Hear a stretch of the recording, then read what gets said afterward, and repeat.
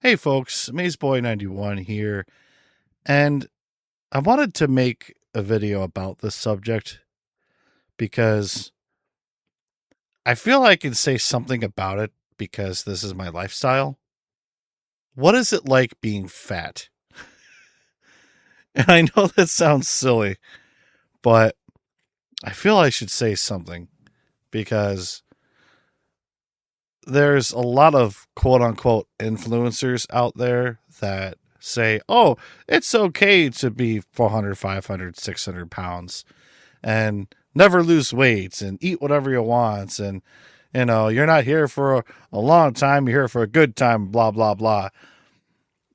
Now, obviously, if you have a little bit of flab on you, I'm not talking about the people who have a little bit of flab. That's fine, whatever. Obviously, I'm talking about the morbidly obese folks. Life is hard sometimes. And folks who don't live this lifestyle don't realize that. Now, keep in mind, I am not a health guru. I am over 400 pounds. Last time I checked, I was 408. I actually lost a little bit of weight. I was like 420, 30 something. So went down to 408. So obviously, I am not an expert.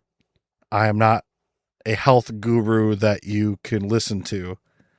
I am just telling you how my life is as an example. Now, one of the things that I experience, and I don't know if I'm the only one that experiences this or not, but as I get older, I realize I can't balance on stairs as much as I used to. Maybe that's because of the weight. I don't really know, but I have to hold on to the railing a lot more now because I don't know. I just feel weird trying to balance on stairs now. Again, maybe that's completely irrelevant to the situation, or the subject, but that's just me, I guess. And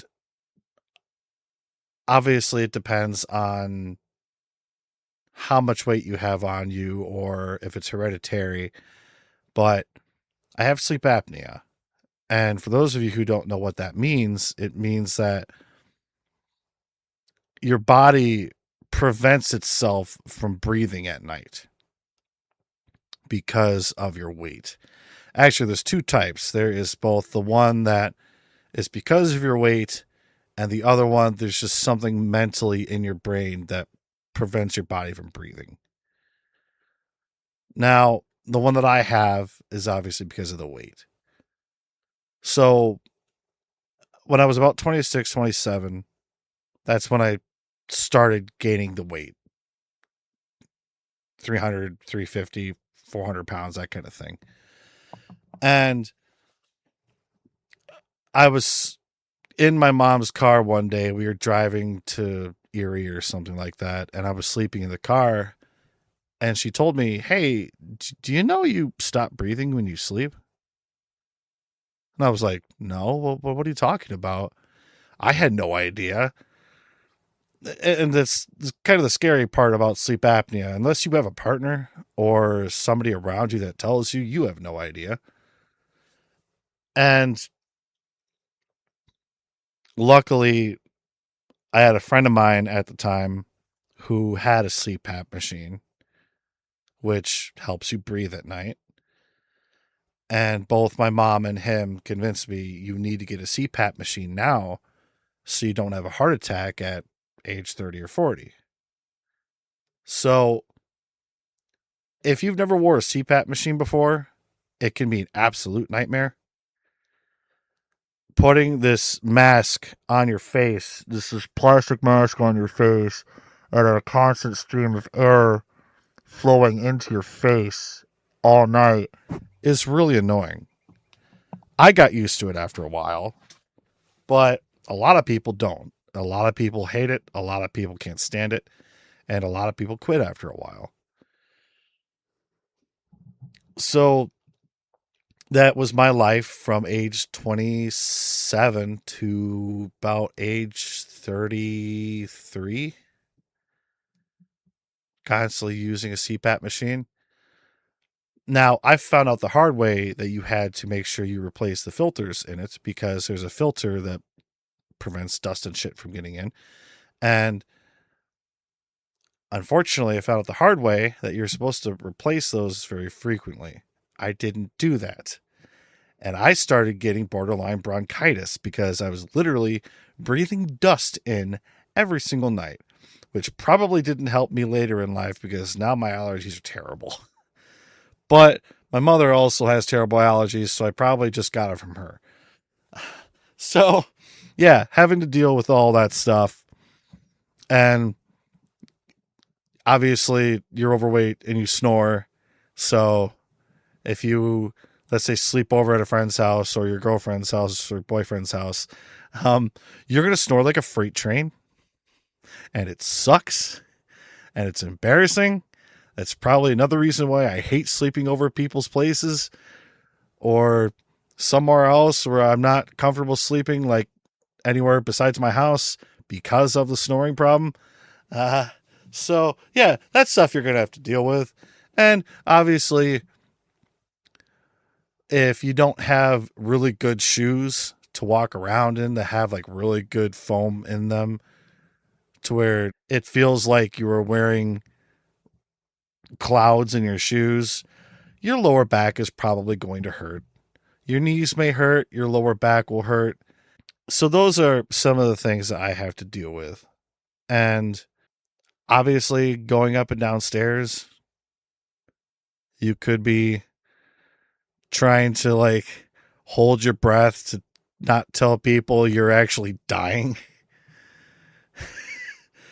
You know those situations where you go up the stairs and you don't want to let anybody know that you're dying, so you're just like trying to hold it in, but when nobody's looking, you're like, um, I laugh about it, but it's serious. It is a serious issue, and I'm sorry, but the influencers out there who think it's okay. There's one specific one I'm talking about. I don't know the person's name, but there's an influence out there that I saw that had a bowl of cereal, but it wasn't cereal. It was 2 packages of Oreos and milk. That is not cereal. Now, I'm going into the next thing I want to talk about because of this. First off, that's gross. That's absolutely disgusting. I hate watching mukbangs. And that just is absolutely grotesque. Now, as you get bigger, it's going to get harder to, well, age has something to do with it too, but it's going to get harder to digest and process certain foods. If you hardcore eat nothing and drink nothing but Doritos and pop every single day from the age of 10 to 28 or something, your body's going to tell you something's going to happen. I had a friend of mine, sad part is he's not even obese. He gained a little bit of weight, but he's nowhere near where I am. Nowhere near. But his diet consisted of French fries, chips, and soda. And there was a night where he had extreme stomach pains and he puked. And he had to go to the hospital. And he had to get his gallbladder removed. Now, there's a lot of foods he can't eat. Now, imagine that as somebody who's actually overweight, which it could be a lot worse. Eating all this crap, you could potentially not only have your gallbladder taken out, you could potentially have a heart attack.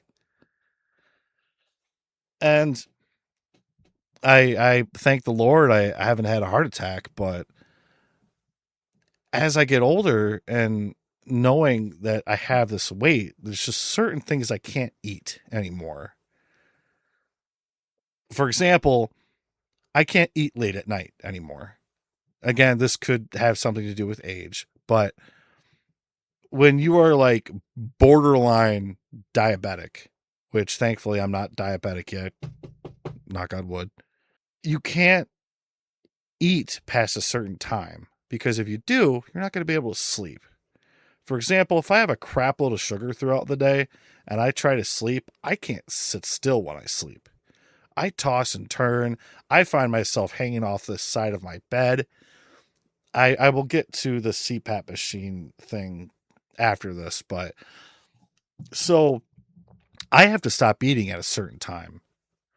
I try to eat dinner a little bit earlier, and if I'm still hungry, instead of packing buttloads of ice cream in my face, I'll have a banana or an apple or some Triscuits or something, or some rice cakes, or just something small to satisfy me, because I just can't eat late anymore. I can't, especially drinking sugary sodas. I mean, diet soda isn't the best, but it's a lot better than drinking 45 gallons of caffeinated Pepsi throughout the day.